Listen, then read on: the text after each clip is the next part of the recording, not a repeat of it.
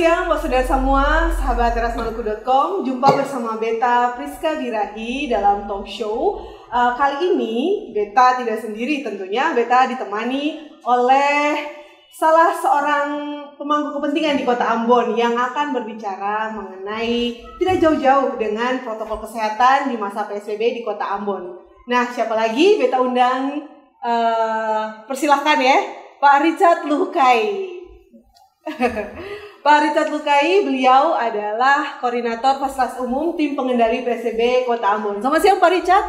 Selamat siang, selamat siang Ika. Selamat siang buat semua. Ya. Dan untuk diketahui juga, kita di sini juga telah melalui ini ya, rangkaian protokol kesehatan. Saya sudah rapid, Pak Richard sudah rapid? Oh sudah. Oke, bahkan sudah memiliki kartu kuning. Sudah memiliki kartu kuning. Oke, sudah pasti memiliki kartu kuning. Ya. Dan saudara semua, hari ini kita akan ngobrol sedikit banyak ya mengenai kondisi Kota Ambon saat ini. Adalah masa PSBB tentunya juga menjelang Natal. Ini hari raya tentunya kita umat Nasrani berkumpul dan pastinya akan ada sejumlah protokol kesehatan yang perlu diingat walaupun kita dalam rangka merayakan hari besar keagamaan. Oke, Pak Richard, bagaimana sih Beta pengen tahu bahwa saudara di Ambon juga pengen paham betul sebenarnya menjelang Natal ini sudah ada persiapan seperti apa? Bisa dijelasin buat kita semua? Ya, dari kami pemerintah justru tentunya akan merujuk pada surat edaran Kementerian Agama Republik Indonesia. Kalau tidak salah nomor 23 tahun 2020 tentang panduan penyelenggaraan kegiatan ibadah dan perayaan Natal tahun 2020. Nah, dari panduan itu maka dari pemerintah Kota Ambon mengeluarkan juga surat edaran 337 kalau tidak salah tahun 2020 juga terkait dengan pelaksanaan ibadah Natal, perayaan Natal dan kegiatan-kegiatan lainnya. Dan itu sementara kami sosialisasikan. Tentunya lewat beberapa kesempatan Pak Wali Kota juga sudah bertemu langsung dengan pihak-pihak pimpinan gereja untuk mensosialisasikan surat edaran dimaksud terkait dengan penyelenggaraan perayaan Natal maupun kegiatan lain selama Desemberan dalam proses Natal ini. Oke, nah aturan-aturan seperti apa yang secara praktis masyarakat Kota Ambon tahu misalnya ketika akan hendak ke gereja misalnya atau berkunjung karena ada tradisi kunjungan ya. Nah mungkin lebih praktisnya seperti apa gitu yang harus kita persiapkan sebelum masuk hari H? Ya, sesuai dengan protokol kesehatan yang telah dilaksanakan sepanjang bulan ini, bahkan bukan di Kota Ambon tapi di seluruh wilayah Republik Indonesia, bahkan tentu saja sudah menyebar ke seluruh dunia. Tentunya kali ini mengurangi kegiatan-kegiatan kunjungan, ya sebab itu juga nanti kami takut akan menumbuhkan klaster-klaster baru selama perayaan Natal itu. Nah, dari surat edaran kementerian itu pun menyatakan bahwasanya pelaksanaan perayaan Natal itu sebaiknya dilakukan dengan tidak berlebihan, ya. Dilakukan dengan secara sederhana dan penuh hikmat, dan dalam proses perayaan ibadah perayaan Natal persiapan bahkan sampai perayaan Natal itu tetap diarahkan ke rumah ibadah, di mana memang ada protokol-protokol yang harus ditetapkan atau dibuat oleh para pengelola rumah ibadah. Yang pertama, kalau kita lihat di seluruh gereja sudah ada yang namanya tim juga, satuan tugas juga penanganan COVID-19. Mereka menjaga jemaatnya itu untuk selalu patuh terhadap protokol kesehatan. Ada pengukuran suhu, ya, sebelum masuk ke gereja, dan memang sudah dihimbaukan seluruh jemaat yang masuk ke gereja untuk datang beribadah, bukan cuma dalam konteks perayaan Natal, karena beberapa waktu kemarin sudah dilakukan pembukaan rumah ibadah, dan itu sudah dilakukan. Setiap warga jemaatnya itu harus diwajibkan menggunakan masker dikala harus ke tempat ibadah. Dan duduknya juga berjarak ya? Ya, tentunya di dalam ruang ibadah telah diatur posisi duduk dan itu berjarak dari ada yang sudah diatur jaraknya paling minimal 1 meter ya dari masing-masing, dan pembatasan kapasitas jumlah orang itu juga ditekankan lewat SK lewat surat edaran Kementerian Agama Republik Indonesia itu 50% dari batas kapasitas yang dimiliki tempat ibadah itu. Jadi tentunya kami menghimbau untuk setiap pimpinan umat jemaat dapat menginformasikan hal ini kepada jemaatnya untuk diatur sedemikian rupa sehingga nantinya tidak menimbulkan hal-hal yang melanggar daripada protokol kesehatan.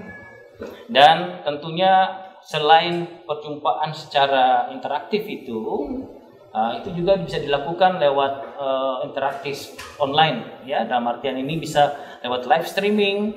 Jadi setiap warga jemaat juga yang tidak sempat mengikuti ibadah di rumah ibadah bisa dilakukan lewat di rumah masing-masing. Karena kita mencegah jangan sampai ada kayak misalnya para anak-anak kecil ya yang rentan sekali terhadap dampak penularan ini dan orang tua lansia.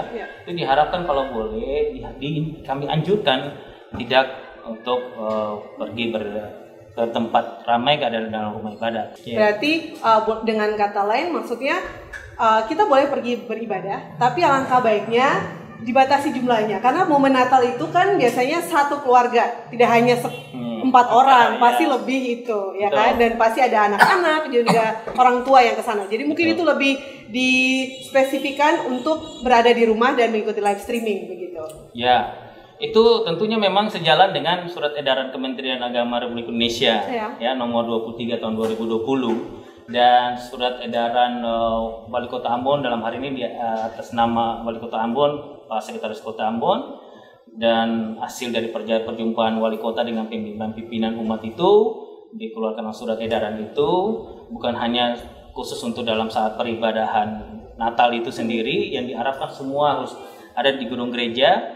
Biasanya itu kan ada di lapangan ya ataupun di gedung-gedung tertentu, tapi ini diharapkan untuk semua di gereja. Itu kenapa? Itu supaya bisa diketahui, dalam arti bisa terkontrol, bisa diawasi ya, dimonitoring dengan baik. Untuk tahun ini 2020 ini kan tahun spesial di mana kegiatan-kegiatan yang menimbulkan keramaian, kerumunan itu sebaiknya kita hindari. Dan lewat surat edaran Wali Kota, lewat Bapak Sekretaris Kota Ambon itu telah disampaikan juga bahwasanya kegiatan Karnaval Santa Claus untuk tahun 2020 itu sementara kita hentikan. Ya, kegiatan itu kami harapkan seluruh potensi pemuda yang ada di Kota Ambon, khusus ya biasanya itu dilakukan oleh Angkatan Muda Gereja Polresta Maluku, biasanya kebanyakan Angkatan Muda mereka lakukan hal itu. Soalnya rentan sekali anak-anak kita kan, dan mereka tuh tidak bisa dikontrol. Ya, betul. Ya, jadi dari pihak pemerintah kami selaku tim pengendali PSBB ini lewat arahan Pak Wali Kota dan surat edaran itu sudah kami bagikan ke para pimpinan-pimpinan jemaat, bahkan para tim setingkat Forkopimda pun dari Pak Kapolresta, Pak Dandim, untuk mengawal proses pelaksanaan itu. Jadi himbauan kami sekali lagi untuk tahun ini kan justru tidak menghilangkan makna Natal sesungguhnya, jadi jangan sampai dipolitisasi, jangan sampai dibuat satu hal yang menjadi polemik di tengah-tengah masyarakat bahwasanya pemerintah ini enggak. Sesungguhnya kami sangat mengerti, dan ini cara kami untuk menjaga dan melindungi warga masyarakat. Itu adalah tugas tanggung jawab kami, untuk menjaga ketertiban, keamanan, kesejahteraan, bahkan kesehatan masyarakat itu menjadi prioritas. Berarti tahun ini boleh dibilang dibebaskan dulu kegiatan yang mengundang kerumunan, salah satunya dengan acara Sinterklas itu, karena juga beberapa waktu lalu ya, Pak Wali Kota juga sempat memberikan keterangan bahwa ketika ada adegan datang rame-rame memberikan kado kepada anak atau lansia itu rawan sekali rentan tertular kan, bukan begitu Pak? Iya, karena justru tentunya bisa jadi para penyelenggara mereka juga tidak melakukan proses protokol. Bisa jadi. Kita tidak tahu karena tentunya kita juga kan harus memberikan rasa nyaman, aman bagi setiap orang kita jumpai. Ambil contoh tadi saya ketemu sama Yudika, saya sudah ada mengantongi kartu kuning. Ya, dan saya juga baru selesai rapid. Iya, jadi itu berarti saya sebenarnya sudah rapid test. Ya. Berarti selain tadi sudah ya untuk selama menjelang hari Natal kegiatan pembagian kado Sinterklas itu ditiadakan dulu. Kemudian aktivitas di rumah ibadah juga dikecilkan kapasitasnya. Jadi daya tampungnya juga 50% dan ada pemeriksaan suhu. Dan satu lagi Pak, ini yang dari tadi ingin saya tanyakan.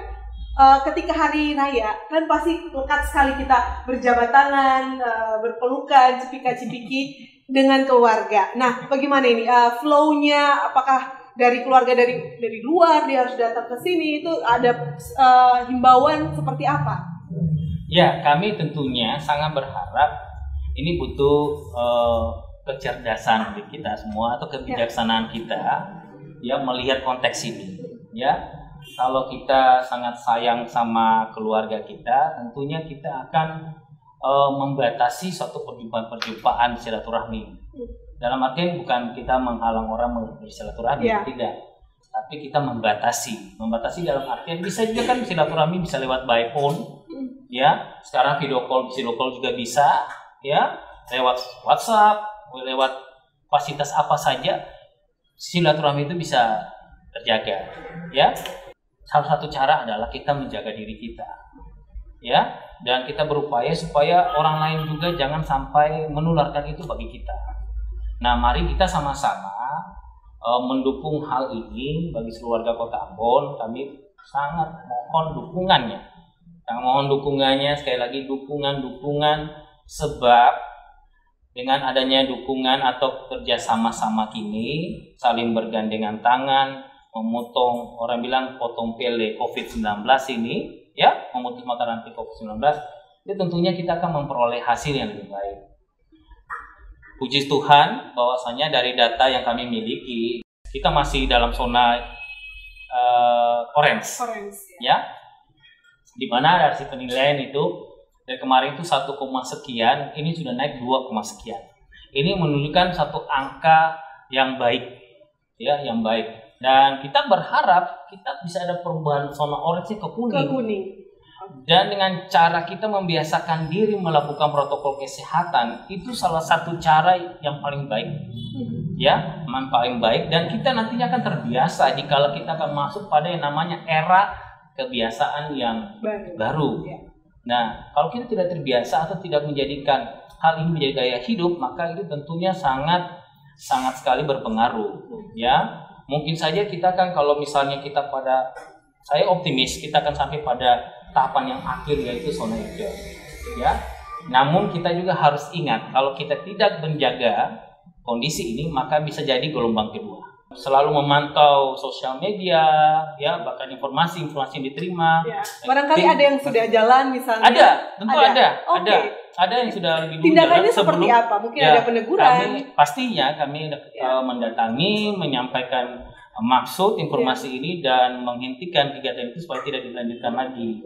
Bahkan ada beberapa tempat atau fasilitas umum masyarakat lainnya, tempat usaha itu ada bikin seperti itu juga. Dan itu menjadi catatan kami untuk kami datangi, untuk kami menyampaikan maksud, sebab kami tentunya harus mematuhi peraturan pemerintah ini dan mari sama-sama kita menjaganya.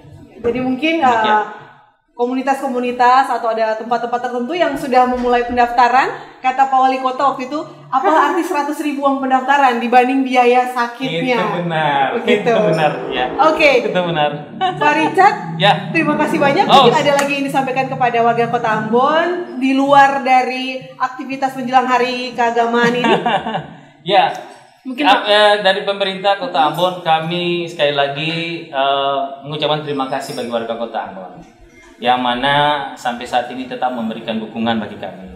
kami pun berharap dukungan juga terjadi bagi setiap warga kota yang belum sempat memberikan diri mereka mendukung hal-hal baik daripada pemerintah Kota Ambon. Kami memohon kiranya mari kita baku gandeng tangan atau baku keku ya untuk sama-sama menyelesaikan masalah yang besar ini.